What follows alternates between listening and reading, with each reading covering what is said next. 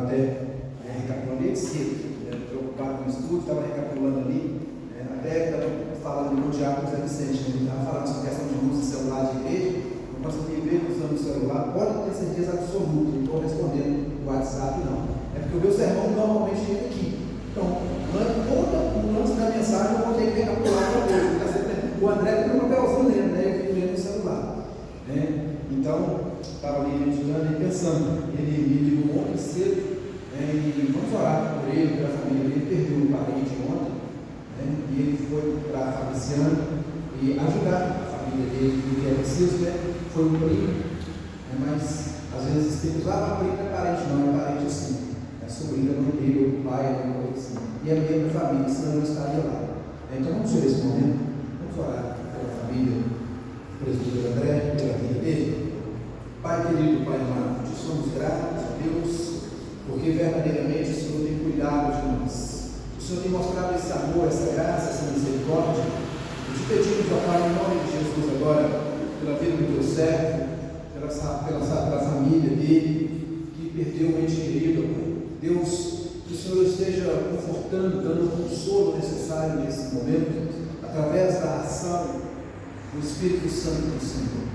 Abençoe aqueles familiares, tenha misericórdia deles. E na volta, Deus, traga o teu filho de volta para casa, para a Florestal, debaixo da tua santa, poderosa e preciosa mão. Em nome de Jesus. Amém. Irmãos, conforme eu disse, ele viu ontem e também já tenho falado para ele, todas as vezes que eu vou substituí-lo, eu não vou pegar a lição que ele está usando, que é a sequência dele, nós estamos estudando com o André a carta de Paulo aos Efésios, então eu falei para ele, deixa, sempre que eu vou substituí-lo, eu vou trazer algo diferente para que ele possa dar continuidade. Nós já nos acostumamos com os estudos do André, então não vai ser eu quem vou interrompê-lo, não.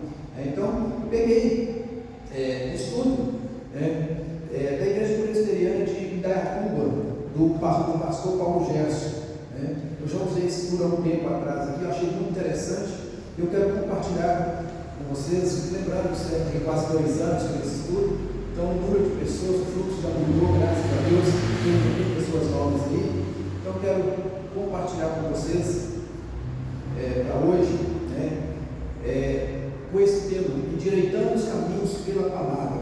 E por que eu peguei esse estudo novamente? Porque no domingo passado, se salvo engano, o irmão Vicente Santos fez um comentário muito pertinente, inclusive nós até comentamos ele novamente, foi conversando com pessoas durante a semana, pessoas lembraram do comentário que o irmão Vicente fez, sobre a diferença de mudança e transformação. Lembram disso? Que mencionou na semana passada. Foi semana passada mesmo, certo?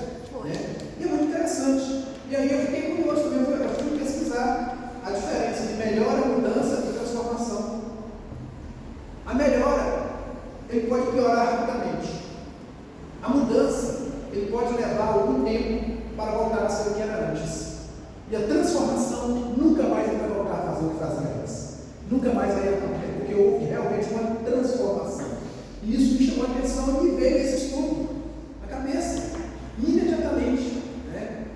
E interessante quando a palavra de Deus aí já vem, e é justamente aquilo que o ensino vai nos mostrar.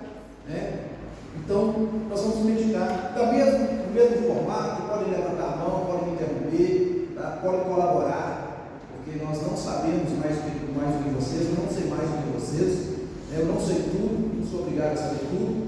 E nossa escola bíblica ela tem sido tão dinâmica justamente por causa disso mesmo, dessa participação e dessa colaboração.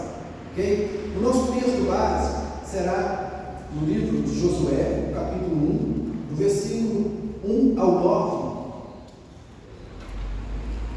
E como a gente vai ter muitos textos para ler, eu gostaria só que você deixasse aberto, nós vamos ler esse daqui, a gente não vai ler ele agora, mas no decorrer do estudo a gente vai apresentar aí alguns textos, tá bom? Então, endireitando os caminhos pela palavra.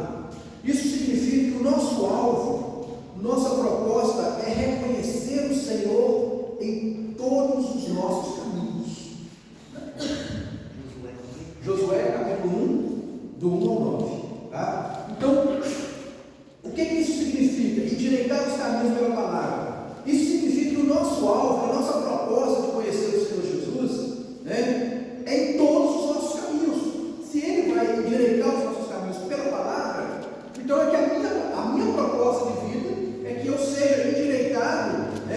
pelo Senhor em todos os meus caminhos, em todos os aspectos da minha vida.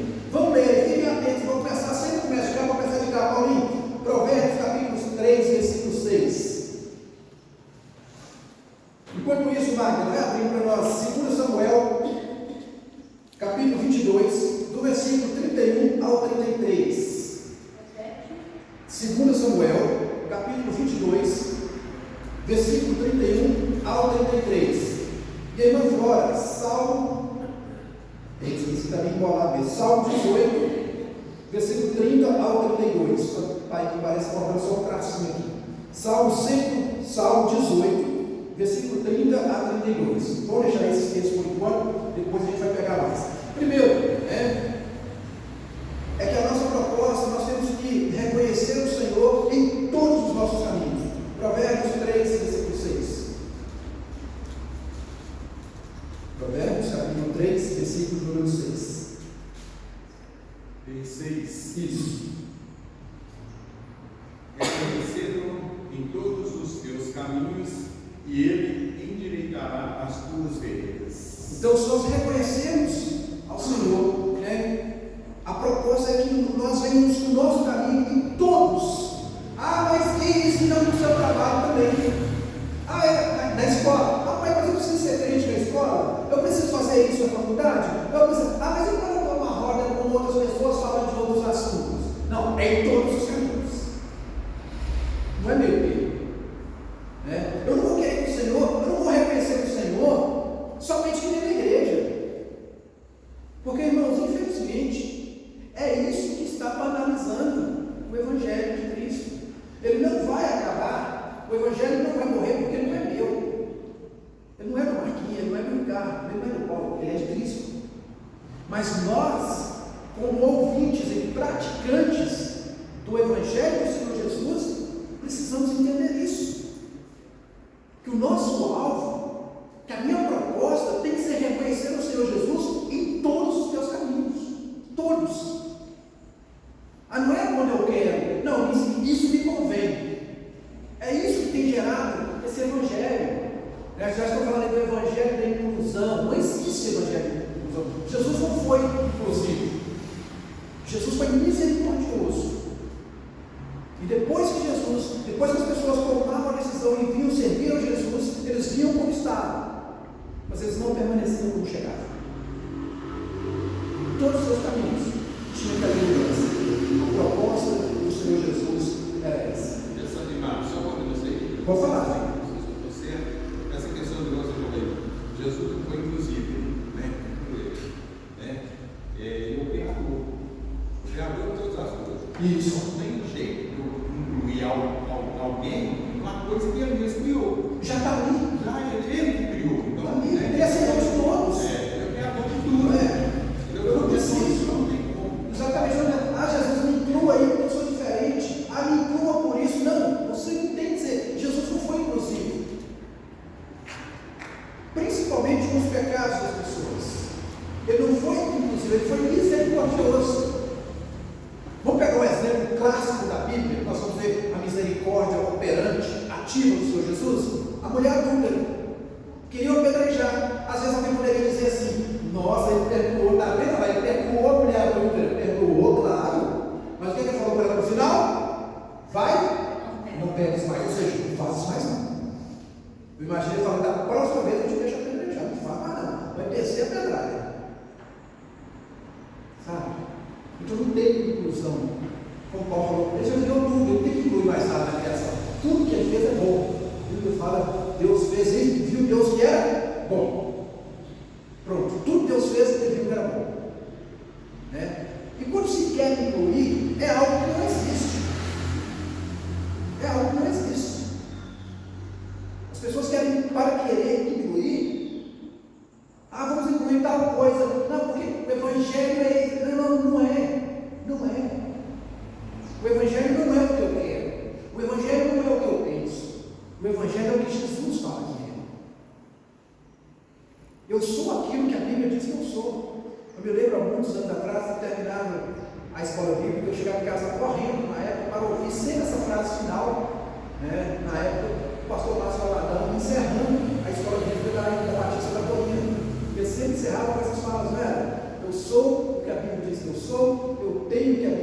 tenho e eu posso o que a Bíblia diz que eu posso. E acabou.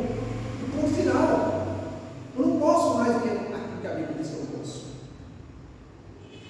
Então, além de ter um alvo, ter uma proposta, o caminho de Deus é perfeito. Ele desembaraça e aperfeiçoa o meu caminho. 2 Samuel, capítulo 22, do 31 ao 33. O caminho de Deus é perfeito. A palavra do Senhor é salvada. Ele é escudo para todos os que nele se refugiam. Pois quem é Deus senão o Senhor? E quem é rochedo senão o nosso Deus? Deus é a minha fortaleza e a minha força. Ele perfeitamente desembaraça o meu caminho. Amém. Vamos ler o Salmo aí, depois a gente faz um comentário sobre o Salmo 18, do 30 ao 32. O caminho de Deus é perfeito. A palavra do Senhor é provada. Ele é escudo para todos os que nele se refugiam. Pois quem é Deus senão o Senhor? E quem é rochedo senão o nosso Deus? O Deus que me restitui força e aperfeiçoou o meu caminho. Ele deu a meus pés a firmeza das costas e me firmou nas minhas alturas. Então, a palavra, você entendeu? Para quem conhece, né? Isso é um salmo de vitória, né? Vitória e domínio. Então, a mesma coisa que foi lida em 2 Samuel, foi lida no Salmo. Por quê? Porque é um salmo de Davi. Foi Davi que falou essas palavras. E tem um cântico, né? Quem conhece mais antigo, ele fala, um corinho bem gostoso, lembra? O caminho de Deus é perfeito, não é? A palavra do Senhor, ela é arma e escudo para todos os que nele confiam. O que você entende com isso? Que ela é arma e escudo. Para que serve a palavra de Deus, então, levando para esse contexto de guerra? Ela é arma para quê? Para atacar. O que você faz com a arma? Você se defende com a arma? Não, você ataca com a arma. Você se defende com o escudo.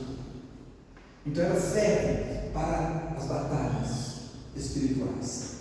Lembrando que a nossa luta não é contra a carne, contra a sangue, mas contra potestades e principados, ou dominadores do mundo, como diz assim. Então eu preciso, a palavra de Deus, então não se recue. Por que às vezes eu sou taxado como chato, quem não conhece, é mentira? Porque eu posso te refutar. É nesse momento que eu ataco com a palavra. Quando eu vejo uma heresia, eu vou lá e ataco. Com a palavra. Eu vou lá e ataco. E quando o diabo vem com investidas para cima de mim, eu preciso de quê? Me defender. Mas você já vem dizer que a melhor defesa é o ataque? Então, antes que venha uma heresia, manda a palavra deles. Bíblia deles. Você joga isso por terra. Você joga isso por terra na hora. Então vamos lembrar, a palavra do Senhor é poder. É a arma escura para todos os que nele confiam. Depois Davi vai falar, pois o Senhor é a minha força. Ele fala que o Senhor, Ele adestra minhas mãos e me prepara para guerrear. Sabe por que tem muito crente perdendo batalha? Sabe por quê? Baseado nesse trecho? Porque eles estão se auto-preparando. Porque eles estão indo para as batalhas achando que estão prontos, mas não foram preparados pelo Senhor. Davi falou que é Ele, é o Senhor que me prepara. É Ele que adestra minhas mãos, Ele que prepara as minhas mãos para a batalha, não sou eu. E aí tem muito crente quebrando a cara por causa do achismo. Você vai conversar com a pessoa, olha, mas eu acho que é assim, assim, assim, assado. Me lembro uma vez, nós estávamos aqui mesmo, a gente deu um estudo bíblico aqui, e aí tinha uma pessoa nos visitando, né? De outra denominação, de outra teologia, de outra doutrina, e dá para ver que a pessoa está com confronto mesmo. E a gente está no estudo, e eu aqui embaixo, e a pessoa está, pois é, mas eu acho isso, eu acho aquilo, e foi falando, e foi falando, eu acho, terminou, meu irmão, terminei, agora me fala o que a Bíblia diz, porque até agora você não falou nada da Bíblia, você só me falou o que você acha. Com certeza, né, pastor? Eu acho. Irmão, e o mais legal foi o Gil sentado aqui assim, nessa ponta desse banco. E o Gil foi envermelhando assim. E o Gil foi ficando vermelho, eu falei assim, o Gil vai pular aqui, deixa eu responder logo, só o Gil veio. O Gil é o que não aguenta ver muita coisa, não de heresia. E a pessoa, eu acho isso, eu acho aquilo outro. Mas a palavra, o que a palavra diz? Conveniente. nem procurou saber, ela nem estudou um pouco sobre nem isso. saber. Talvez ouviu algum pastor pregando, opa, vou pegar esse aqui, esse aqui é bom. Né? E graças a Deus, hoje eu conheço pessoas com um pensamento muito mudado, glória a Deus por isso. Mas não é por causa do Márcio, é por causa da palavra. Nós somos desafiados a vivermos a palavra. Então, quando nós endireitamos nosso caminho pela palavra, nós devemos sempre nos submeter a Deus e querer os seus caminhos. Nossos caminhos podem nos levar à morte, mas os caminhos do Senhor são caminhos de vida. Quer ver, irmã Regina? Provérbios 14, 18. E depois nós vamos entrar aí nos nossos pontos. São só 3 básicos mesmo. Provérbios 14, versículo 12. 12. Há caminhos que ao homem parece direito, mas o fim deles são os caminhos da morte. Então, há caminhos que para o homem parecem ser direito. Quem tradução vai falar assim, parecem ser bons. Irmãos, e é verdade, há caminhos que para o homem parecem ser bons. E é bom, sabe, trabalharmos um pouquinho isso. Há caminhos que para o Márcio parece que é bom. Há caminhos que para o Paulo parece ser bom. Há caminhos que para o Tiago, para o Valdir, para qualquer um de nós, parece. Eu estou errado no meu coração? Não! Só tem um probleminha nisso aí. Só tem um problema de 2. O primeiro, o caminho para o Márcio parece ser bom. Primeiro erro é que esse caminho Deus está olhando com os meus olhos. É na minha ótica que ele é bom. Eu deixei a ótica de Deus. Os meus olhos estão me enganando. Mas os meus olhos só vão me enganar, porque em primeiro lugar, o meu coração me engana. Como que é o nosso coração mesmo? Alguém se lembra? Enganoso e corrupto. Absolutamente. Nossos corações, eles nos enganam. O nosso coração, ele é demasiadamente corrupto. Mesmo nós que somos lavados e remidos no sangue de Jesus, precisamos ser vigilantes com os nossos corações. Mas que é isso? Até quem já é convertido? Sim. Deus nos perdoou nos pecados, mas ainda não foi retirado de nós essa natureza. Daí a necessidade de quê? Da vigilância. Por isso que tem que ser vigilante. Vigiar e orai. Eu tenho que ser vigilante porque eu ainda tenho a natureza pecaminosa. Por isso que eu preciso buscar cada dia mais andar no Espírito. Andeis no Espírito e não satisfareis as concupiscências da carne. A concupiscência significa vontade. Se eu andar no Espírito, a carne não vai falar mais alto. Mas se eu andar na carne, aí sim, a carne vai falar mais alto. Aquilo, irmãos, não vou contar de novo aquela historinha dos 2 cães se preparando para a briga, não precisa. É fácil de entendermos. Aquilo que você mais alimentar, vai ser mais forte. Aquilo que você mais alimentar na sua vida, vai ser mais forte. Se você alimentar mais o Espírito vai ser mais forte. Se você alimentar mais a carne vai ser mais forte. E ponto final. Não existe outra estratégia. Não existe outro meio. Aquilo que você mais alimentar na sua vida é o que vai ser determinante para a sua caminhada. Você mais alimenta o quê? A carne ou o Espírito? E eu não estou falando de fanatismo. Então quer dizer que eu não tenho que estar na igreja todo dia? Não. Uma vez a pessoa me perguntou: ô Márcio, poxa, Deus tem fanático, você acha que eu tenho que estar na igreja todo dia? Eu falei: não.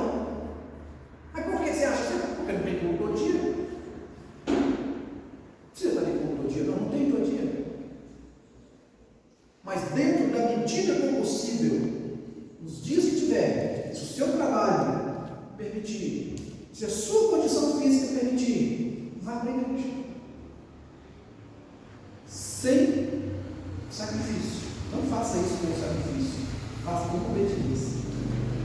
Mas então, irmãos, levando também para esse contexto de endireitarmos o caminho pela palavra com base no texto de Josué. Por que devemos fazer isso? Eu vou ler o texto, mas não precisa ler. Quando reconhecemos Deus em todos os nossos caminhos, isso começa à medida que tomamos a iniciativa de vivermos segundo o ensino da palavra de Deus. E aí o texto que nós escolhemos para Josué, o texto de Josué, para a nossa reflexão, ele deixa claro algumas coisas. Ele nos traz alguns ensinamentos aí sobre como andarmos na palavra, buscarmos andar segundo a palavra de Deus. A primeira coisa que nós vamos aprender, irmãos, é a importância de falarmos a palavra de Deus. A importância de falarmos a palavra de Deus. Versículo de número 8, Carol, lê para nós aí agora, vamos para o livro de Josué agora. Josué, capítulo 1. Vamos agora para o primeiro versículo. Versículo 8. Não cesse de falar neste livro da lei, antes medita nele, dia e noite, para que tenhas cuidado de fazer, segundo tudo quanto nele está escrito. Então farás prosperar o teu caminho e serás bem-sucedido. Amém. Não cesse de falar deste livro. Então a importância, irmãos, de falarmos. Nós vamos ver que tem mais coisas para se fazer, mas a primeira coisa é a importância de falarmos desse livro. E quando que eu devo falar? Agora já não está aqui no estudo, não, agora já é comigo. Quando que nós temos que falar desse livro? E quais os momentos? Todos os momentos. Mas eu estou agora no churrasco, agora não é hora de falar de Bíblia. Por que não? Por quê? O que diabo? Não só falar, a gente tem que meditar muito nele. Nós vamos chegar aqui, exatamente. Não só falar, mas agora eu lembro de falar dessa palavra. Falar. Eu já contei para vocês aqui, que estão podendo dizer, eu estou de férias, então não preciso ir de igreja, não. Nós estávamos no ano passado, eu fui com o Zé Vicente, e aí nós, lá em Caldas Novas, ele não estava perto de mim não, estava eu e a Rosa no outro ambiente, e aí tinha um moço lá, que falei, Rosa, eu vou falar de Jesus para aquele moço. Você vai atrapalhar as férias? Não, eu vou falar de Jesus para aquele moço. Vai que é melhor as férias dele demais, Não precisa passar, você não conhece ele. Eu vi ele chegando com o pessoal ali, eu já tenho uma forma de entrar com ele. E cheguei e perguntei ele quando que era o especial que ele veio. Quando que foi? Como é que é? Vocês vieram de onde? Qual o valor desse especial de vocês? E conversa, não, cara, que bacana. Não, eu até achei que fosse de igreja. Eu sou pastor de igreja e tal. E começava a ir, qual igreja que o senhor é? Aí o pau pegou. Nós devemos ter ficado mais ou menos 1 hora e pouco conversando. Tem horas? Não posso falar porque eu estou de férias? Porque eu estou no aniversário, lá na casa do cara, eu não posso falar de Jesus. Porque o Paulinho chegou para tomar um caldo, vai chamar, né, Paulo? Porque o Paulinho chegou para tomar um caldo na casa dele. Podemos continuar o papo de Jesus. Tentei pegar pelo pé agora, mas não deu não, mas eu vou. Então, irmãos, olha só, dá para continuar falando de Jesus? Dá não. Temos que falar de Jesus a tempo e fora de tempo. Fala dessa palavra, irmãos. Essa palavra tem efeito para você. Essa palavra tem mudado, tem transformado a sua vida? Sim. Então creia que ela vai transformar outras também. Fala, Marquinhos. Diante disso, eu fiz uma reflexão aqui agora que o nosso comportamento fala muito. Sim. E se nós não tomarmos cuidado e sermos vigilantes, a gente pode sim ter a responsabilidade no afastamento de outras pessoas. Às vezes uma pessoa está afastada do caminho do Senhor e a pessoa fala assim, eu sei que, por exemplo, vou usar o meu exemplo, eu sei que o Marquinhos é lá da igreja presbiteriana, mas estou vendo o comportamento dele todo errado aqui, eu não consigo entender o Marquinhos. Então, é um exemplo que isso aconteceu um dia comigo. Eu vi uma pessoa que era de uma certa denominação e vi os caminhos que ele estava andando e eu falei assim, para que eu vou para a igreja?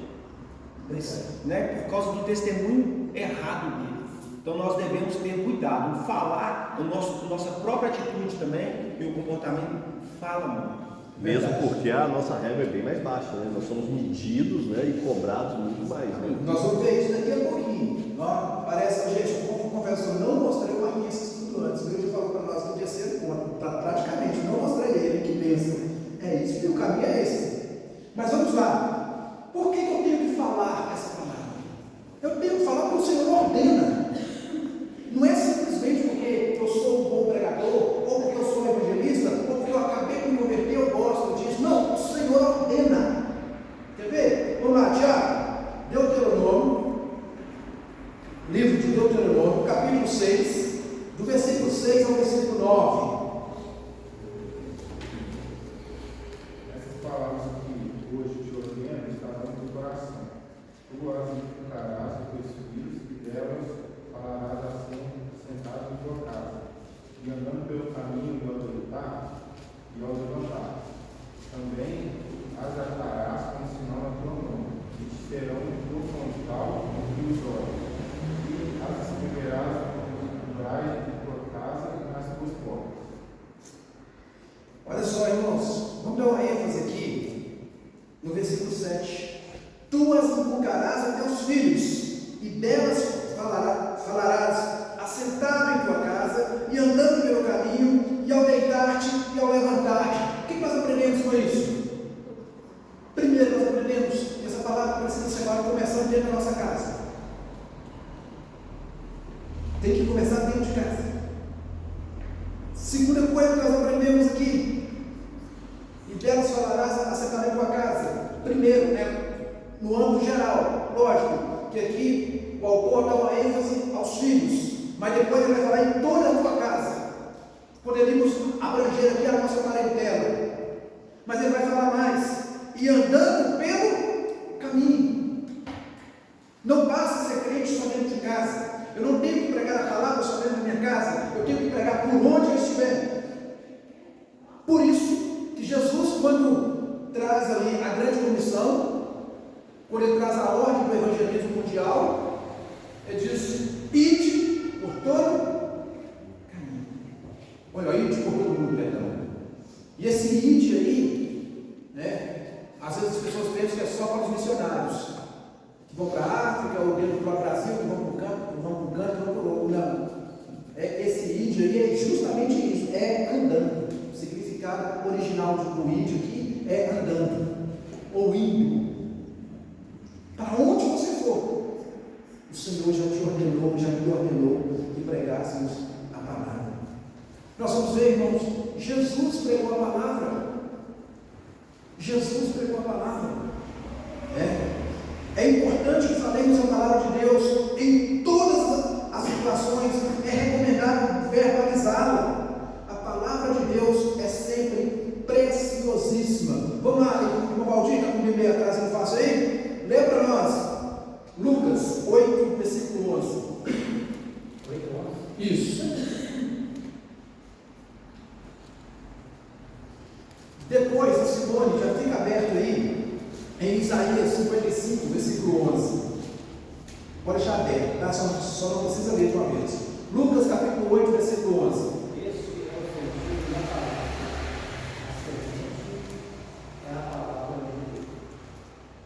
Amém. É importante falar a palavra, irmãos. Não precisa verbalizar, porque ela é preciosa. Ela é uma semente que está sendo lançada ali.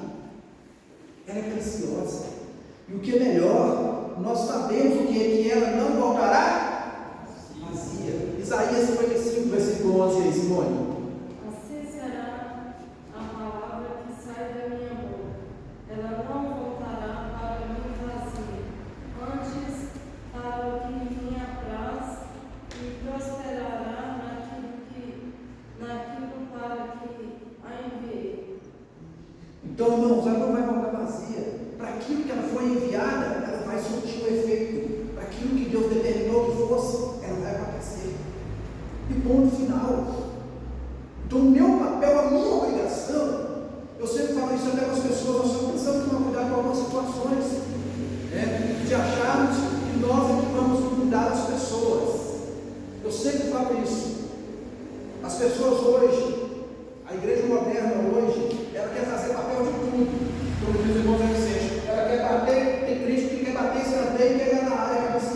mudar concernente à palavra. Você quer pregar para a pessoa, você quer converter as pessoas, e às vezes nós queremos ajudar as pessoas. Não é assim que funciona. O meu papel no reino, o meu máximo, não sei o que vocês, eu creio que é basicamente o mesmo. O meu papel no reino é pregar o Evangelho. Ponto. Se for para converter ou não, não é comigo. A minha obrigação é pregar.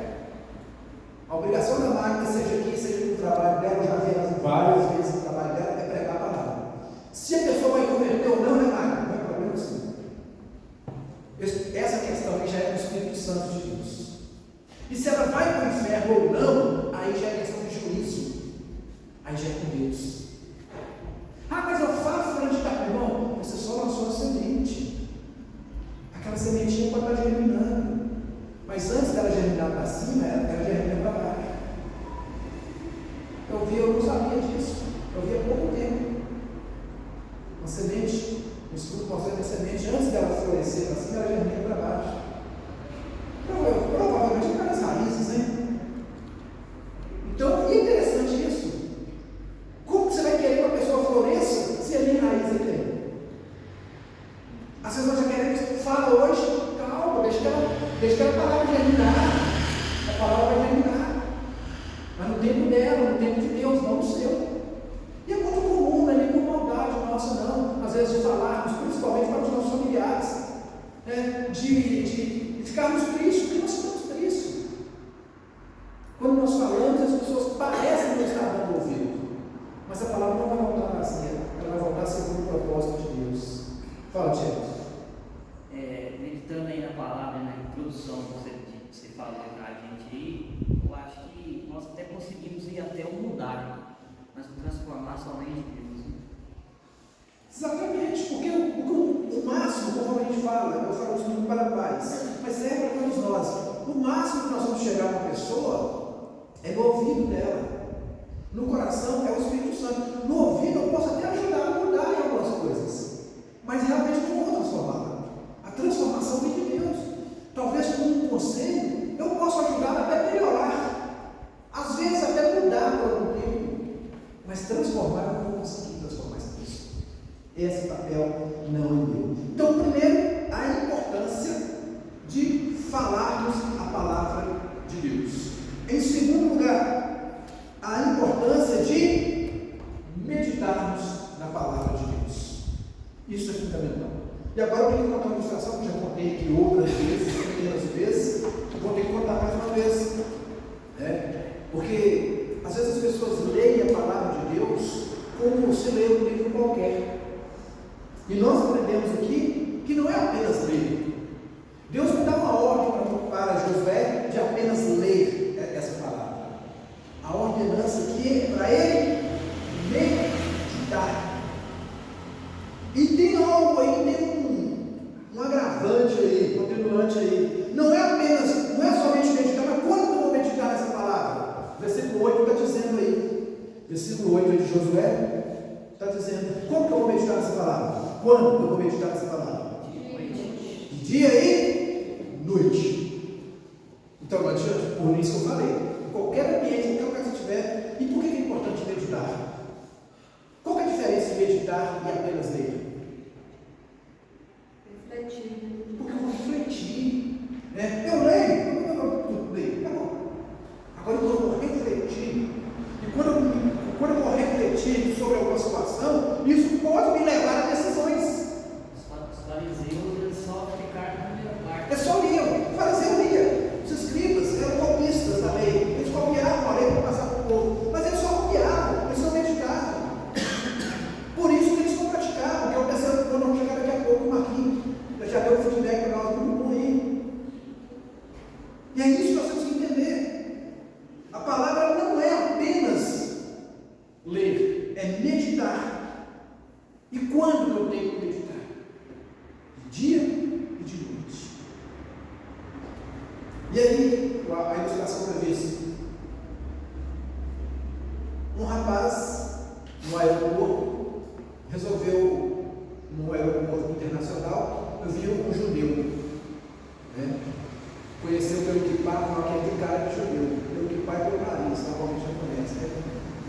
assim, aquele mesmo judeu. Ele falou com um amigo dele: eu vou lá evangelizar aquele rapaz, aquele judeu. Vou falar de Jesus para aquele judeu. E chegando lá, ele cumprimentou e falou assim: e aqui, eu estou vendo que você é judeu, mas eu posso falar de Jesus para você? Ele falou: pode. Se você me falar o que você leu na Bíblia semana passada. Aí, não, cara, eu não lembro. Pois é, o problema de vocês é esse. Que a Bíblia para vocês, a Bíblia de vocês é como o jornal que vocês leram ontem. Vocês leram ontem e já esqueceram hoje. Então não quero que você fale para mim. Simples assim. Simples assim. É interessante porque muitas vezes quando nós encontramos pessoas que conhecem muito de Bíblia, que leem bastante, e medita nessa palavra, às vezes nós mesmos achamos essas pessoas. Já prestaram atenção nisso? Que muitas vezes a própria igreja, nós mesmos taxamos, apelidamos essas pessoas, os chamamos de forma pejorativa. Olha lá o santão lá, olha lá o melhor de Bíblia lá, olha lá o bonaruta lá, olha lá o puritano lá. Irmãos, e uma coisa interessante que nós precisamos saber: enquanto mais nós meditamos a palavra de Deus, enquanto mais nós buscamos a palavra de Deus, mais perto de Deus nós queremos estar.